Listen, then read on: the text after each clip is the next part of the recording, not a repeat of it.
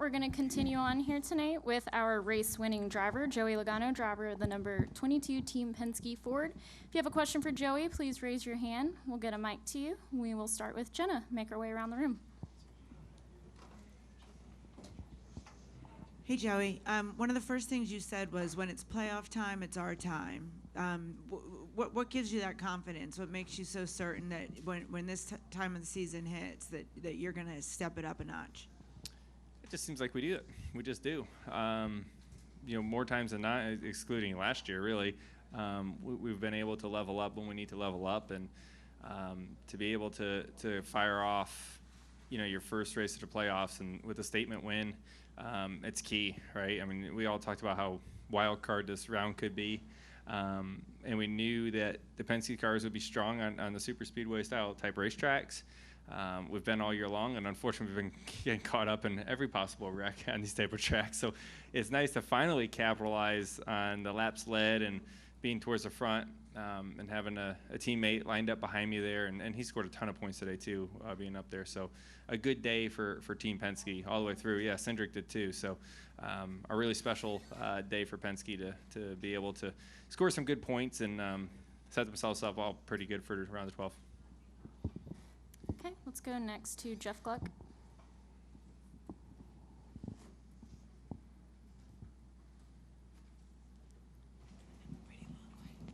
How different is that situation for you as the leader if it's not a teammate behind you? Is it a completely different thought process? I probably still choose the bottom lane. There's definitely things could have looked differently. I think we still would have been in pretty good shape. I have to go back and really rewatch it to know for sure. But the push he gave me down the front stretch, taking the white, was a key move to be able to do that. And so I think that was a big help. That was probably the biggest help of the whole thing. But Blaney has been a fantastic teammate. We've worked together for years now, and it's nice when we've for so many years we've talked about a lot of scenarios. We've been through a lot of different scenarios at the end of these races, and some of them we've done really well, like today, and sometimes we've messed up, and on both of us, right? So the good thing is that we were able to talk about it all the time, and be able to get better, and that's just really what you want in a teammate out there. So it goes back and forth, and sometimes you're the one in victory lane, and sometimes you're not. Luckily today we were in the right spot. And then even with him behind you, when you have teammates lined up to your outside and know that they're going to stick together no matter what, is there anything that you can do to counter that aside from just trying to make sure that you're staying connected to Ryan as much as possible? Like, how do you approach that mentally? Yeah, I mean, there's a lot of prep and a lot that goes into making sure that you get the push at the right time. And the part that concerned me a little bit is they attached a little better than us on the outside lane. And we were able to stay attached good down the backstretch, which was able to push me clear just barely, really only because I think the one got loose there. So if it wasn't for that, we would have been side by side, and I don't know if it would have looked the same. So they did a good job executing that, and I knew that the one difference there is you had their car that was in the playoffs in the front, so you knew Russ was just not going to make the move. So there's definitely a little bit more. I don't know what you want to call it, commitment there, I guess, because you have one car that really matters if they win. For both me and Ryan, the win was huge for both of us. So that changes the game a little bit. But, yeah, I mean, they did a good job up there, too. Let's go next to Jordan Bianchi. Jordan Bianchi, The Athletic. On the radio, it said, let's do the plan we talked about on the bus. So what is that plan you guys talked about on the bus? I can't tell you all. I'm not going to tell you. Nothing against you. I just wouldn't tell anybody. Like I said, we go over a lot of stuff together.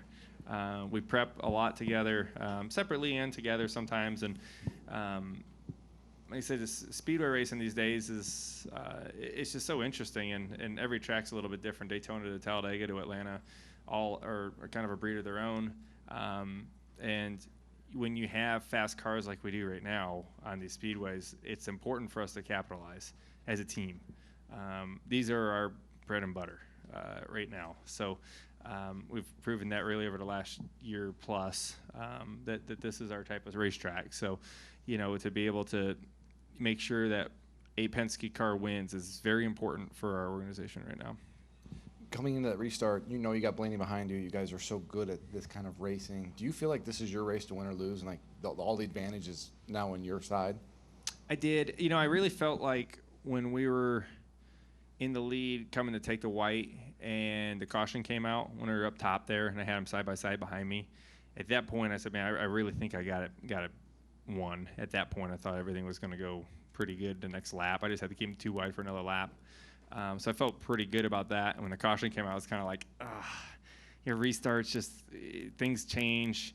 Fuel wasn't really much in there, so it was fairly empty. So it all ended up working out. But you start getting restart after another green white checker, and all of a sudden you're out of gas, and you have a day that looks like you can win or score a ton of points to running out of gas. Could be that quick. So taking the white was key for us. Just to this is a base hit type of race. Right, like, there's a point there. It's like, you take a fifth out of today, and you feel pretty good about it. I feel much better about taking a win, but that's just kind of what this racetrack's about. Let's go next to Jacob Seelman. Okay, go ahead, Mark. Sorry. It's okay. It's okay. Mark Carroll, PRN. Joey, can you talk about the range of emotions? You're knocked out a year ago in round one, and this year you come back and you guarantee in the first race of round one you're going to round two. What is that like emotionally? Yeah, I move on pretty quick. To be honest with you, when we got knocked out of the playoffs last year, it hurt a lot, and it stings the rest of the playoffs every time you show up to the racetrack and you're not in it. It hurts. It's really frustrating, and you just get mad. You just live mad for a little bit. But that's just what the playoffs are, right? I mean, that's what drives you and motivates you to be better, and because you don't want the pain, and you also want the thrill of the victory at the end. But this is a good start for sure.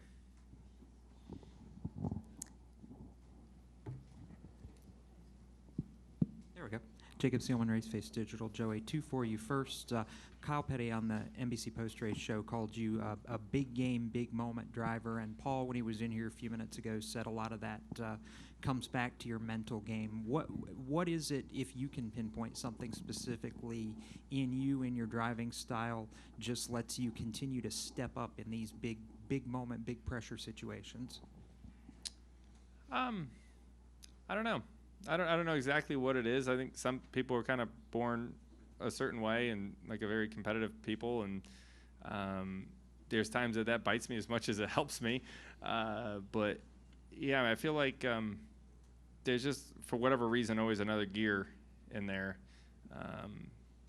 and I try to reach it every race, but it just seems like the playoffs seem to work for us as a team. I mean, I wouldn't say it's just me. Right? I mean, our whole team really does a good job at thriving in these scenarios. And, I talked a little bit earlier today about, their work ethic, their experience level of this race team. When we go into the playoffs, it doesn't really affect us much, right? And sometimes pressure can either make you crack and fall apart, or it's going to make you better, right? And for us, it seems like with the experience that we have and the been there, done that, we just kind of know how to handle it. So there's a long ways to go in this playoffs. It's I don't want to get stuck on saying, man, we won the first one and it's going to be a cake from here. It's not going to be easy from here. This is just an ability to breathe for 2 weeks as we try to get some playoff points. And I know you mentioned it on the TV broadcast, so I wanted to ask you, I know you had the kids' crew here today and how big that was. What have you done around this weekend as far as with your foundation, and what was that experience like, finally being able to have them celebrate with you in Victory Lane? Yeah, it's a very special week for a lot of reasons. I got to go to the Shaw Air Force Base on, Friday afternoon. And drove down there with my wife, and friends of ours there that I got to meet or getting deployed, and they have a ball. So I got to go down there and talk to them, and have a lot of relationships there. And so it was really cool to do that. That was kind of the first special thing that happened. And I got here, I think it was midnight by the time I landed here on Friday night.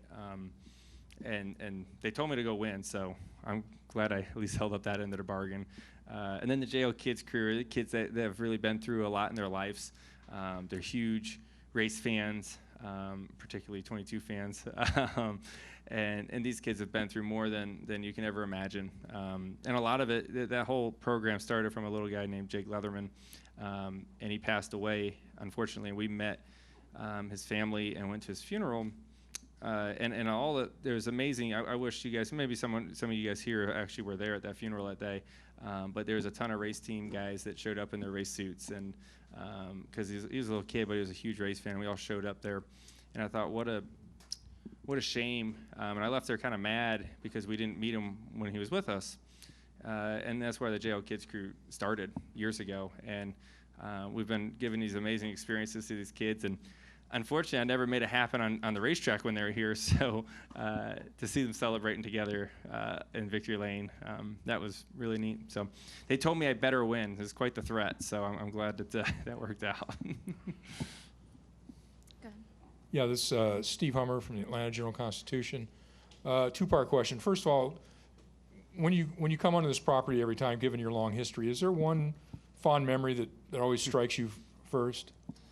There's a lot. There's a lot of memories here. More memories at this racetrack than anywhere I've ever been. But I always remember probably the first time pulling in here is in '99, and we were moving from Connecticut and trying to figure out where we wanted to live, and we drove by Atlanta Motor Speedway and let's pull in. And I remember we drove in, and all of us we were in a motorhome just traveling across the country figuring this whole thing out. And we drove through the tunnel like, oh my God, like, look at this place is incredible. We'd never been to a track like this before. At the time I was racing quarter midgets, and we met Ken Reagan, David Reagan's dad, here at Legends of Georgia, and I said, why don't you race a Bandolero tonight? No, it's just like, okay, sure, we'll race tonight. And that's just the way we did it. And we ran the race, and we ended up buying the car and said, we'll be back. And we moved down here, I don't know, maybe 6 months later, the car was still sitting in the shed. And I started racing here. And those memories with my parents and my sister, and there's more stories than I can mention here. But the dream of driving on that quarter mile and always thinking, I just want to go straight one day and get on the big track. That's what I always wanted to do. And pulling into Victory Lane here is obviously one of the most special things to really put all that together. So definitely a lot of fun stories. We've been thrown out of here a few times, but they can't throw me out today. And where did, I don't know, ranking is not really the right question, but this is, I guess, another special chapter in the memories you have of this place. I don't know how you're going to file this away. Yeah, I mean, it's I'd say the first time I've won here was probably the most special one last year, and my dad being here, and we celebrated on Victory Lane, or in a French straightaway together. That was a really cool moment. There's just a lot of moments on the start-finish line here before. My favorites, I'll tell you a fun story because you're asking for stories. We came here. This was years ago. Roush gave me a cup car to go make laps in. This is before I signed with Gibbs. This was back in 2004. I was 14. And we would just go make laps at local short tracks just for fun. And we'd go test them with Mark Martin. And it was like the coolest thing in the world.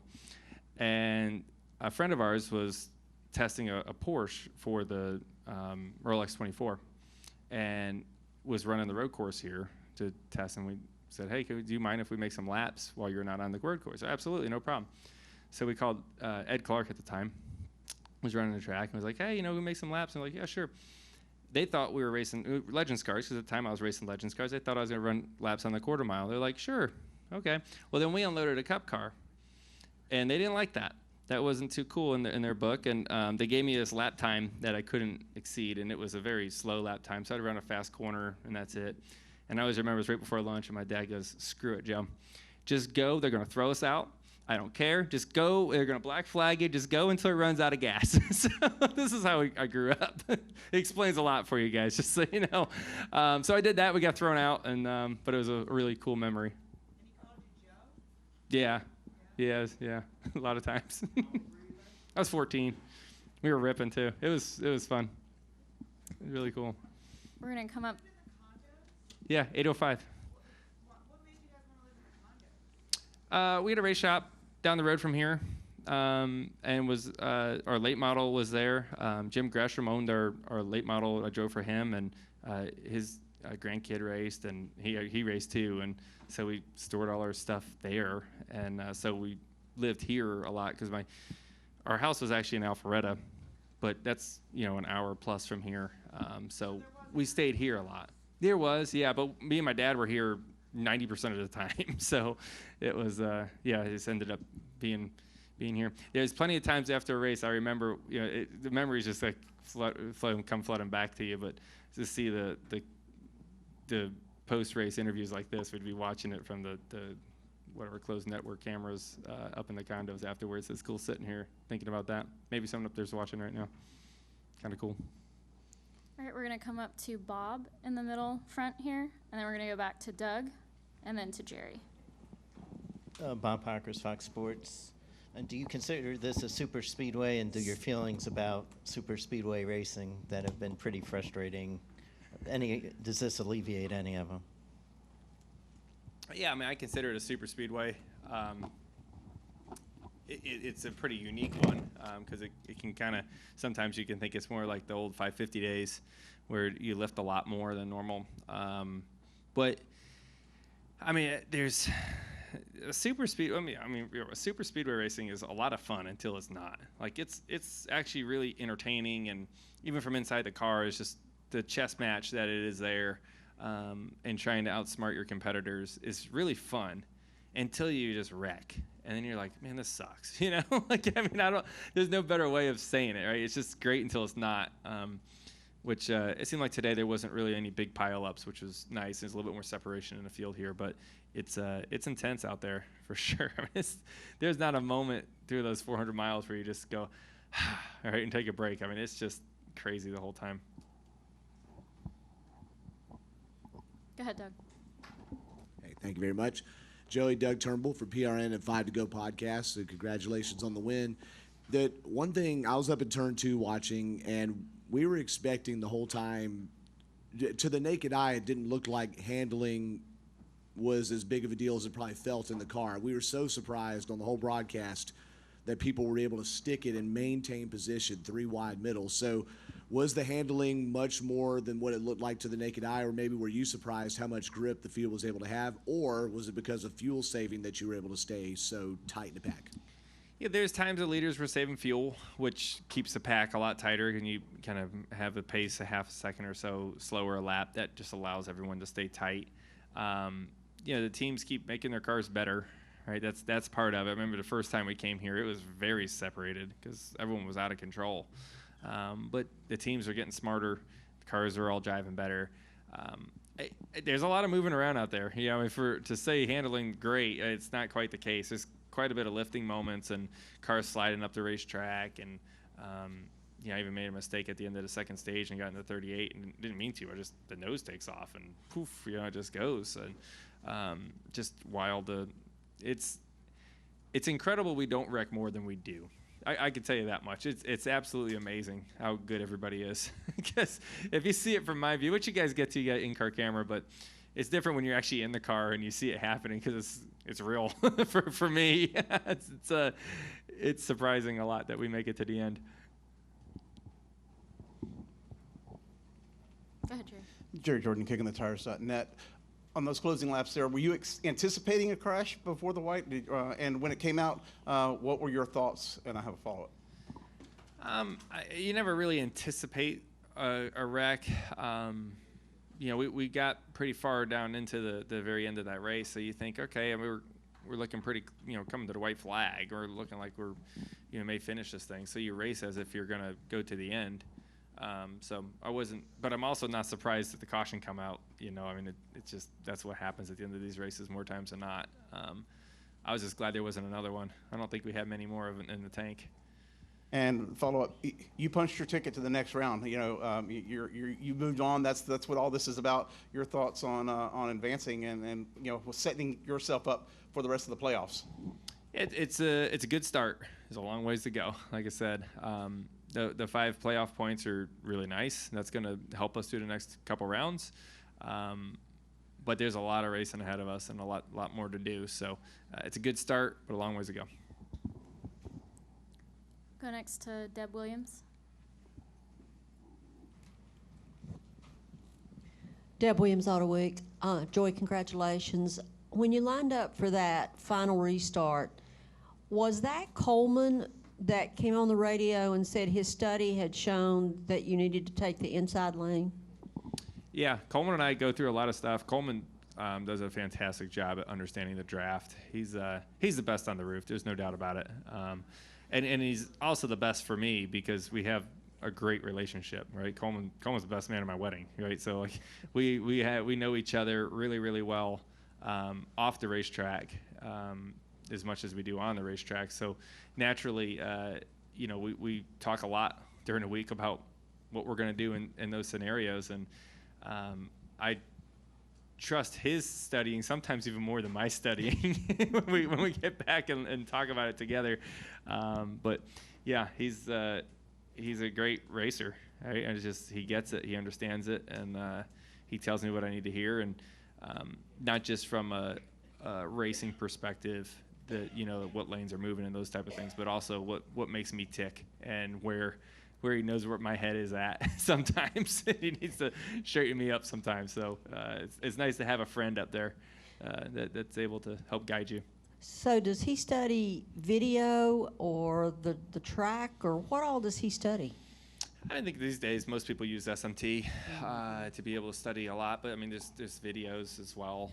Pretty much any resource that we have is what we try to go through. But Coleman, he just gets it. He gets the strategy, he gets the racing side. He was a great driver, really. I mean, he was right on the verge of making it himself as a driver. So, I think anytime you can have that trust and that experience on the roof, that's a no-brainer. It took me years to want to do that because I didn't want to ruin a friendship, because that meant more to me than what we do on the racetrack. Because I don't think you can ask for a better friend. So it took a while to come up with the guts of risking that, but sure glad we did. Thank you. Yep. Okay, we're going to go next to John Newby.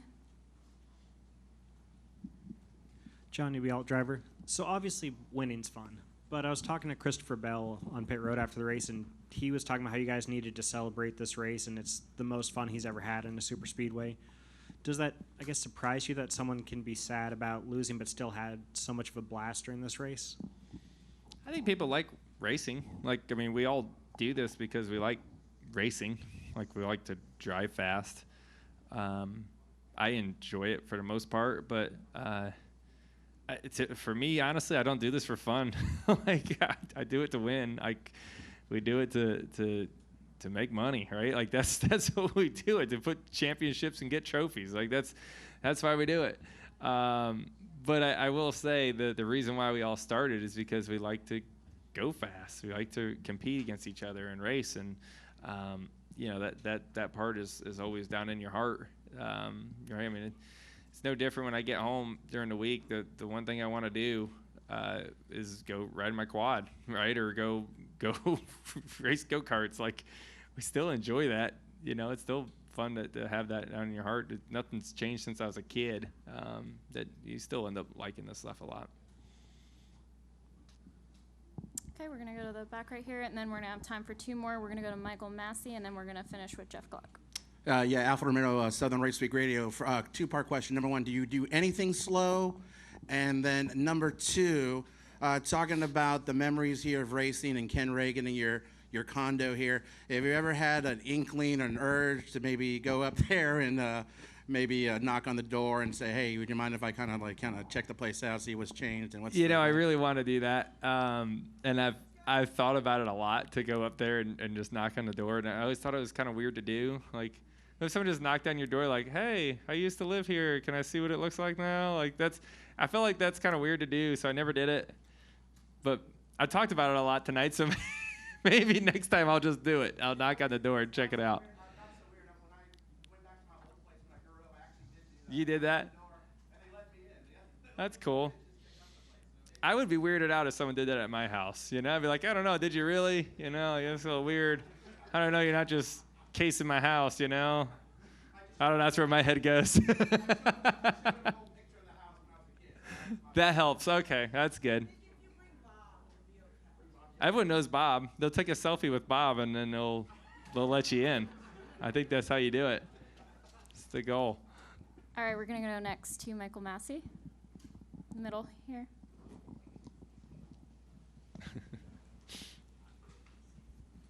Michael Massey, front stretch. I know you told us yesterday, you don't really like the whole even year Joey thing, but the more you win and the deeper you go in these playoffs, you're going to further that narrative, right? I'm okay with it. I mean, I just don't believe in luck ever, or just weird things like that. I mean, I think it's just a coincidence. It's like that. I hope, I don't know, I always say, I hope it's right this year. We'll see. But, it doesn't just come automatic because that's what the numbers have been and the pattern that's been shown over the last, whatever it's been, 10 years. It just, I don't know. I hope it's right, though. And then, Blaney got in that wreck earlier. And were you worried at all that, with him lining up behind you, he gave you a really good push, but were you worried at all that, maybe he wouldn't be able to get to you because he had a little damage, or was there no concern at all with that? I didn't have any concerns because he drove through the whole field back through there, right? We were sitting there fourth, kind of saving fuel a little bit, and he just kept squeaking through the middle, and next thing you know, he was right behind me, so I wasn't concerned about his speed or handling at that point. That thing she was ripping. It seemed like he can put it wherever he wanted to put it. All right, we'll close with Jeff Gluck. Are we all going up there together? Is that what's happening here? We heard mixed things after the race from guys saying, that the track looks grayer than even in the spring, or that maybe it has aged more.